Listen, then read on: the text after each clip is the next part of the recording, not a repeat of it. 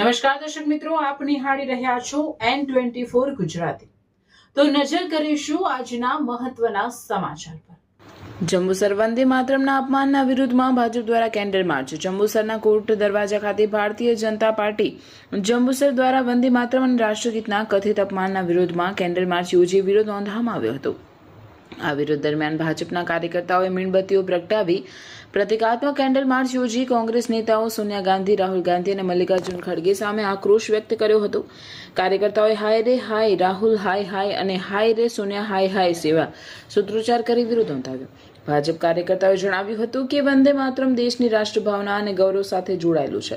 રાષ્ટ્રગીત અને વંદે માતરમનું સન્માન જળવાઈ રહે અને રાષ્ટ્રભાવના સાથે એકજૂથ થવાનો સંદેશ આપવામાં આવ્યો।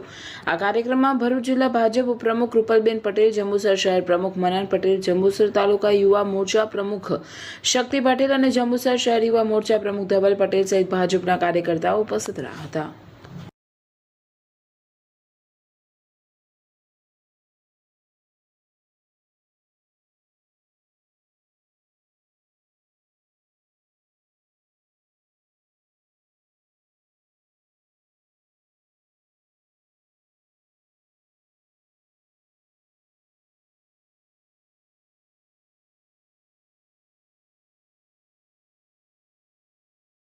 भारत माता की वंदे जे गई रोज 15 ऑगस्ट ना रोज कांग्रेस हेडक्वार्टर दिल्ली में जे राष्ट्रगान આપણું જે રાષ્ટ્રગીત જે છે વંદે માતરમ એનું જે અપમાન થયેલ છે તે અપમાન હર હંમેશ માટે ભારતીય જનતા પાર્ટીના યુવા મોરચા દ્વારા નહીં ચલાવવામાં આવે।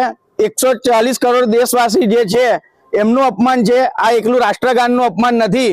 એના વિરોધ પ્રદર્શનમાં આજ રોજ જંબુસર શહેર યુવા મોરચા દ્વારા કેન્ડલ માર્ચનું આયોજન કરવામાં આવેલ હતું। તેમાં મોટી સંખ્યામાં શહેરની જનતા, જંબુસર વિધાનસભા તથા ભરૂચ જિલ્લા યુવા મોરચાની સંખ્યા અહીંયા આગળ ઉપસ્થિત રહેલ હતી અને આ જે વંદે માતરમ ગીતનું અપમાન થયેલ છે કોંગ્રેસ દ્વારા એના વિરોધ પ્રદર્શનમાં અહીંયા આગળ બધા ભેગા થયા હતા।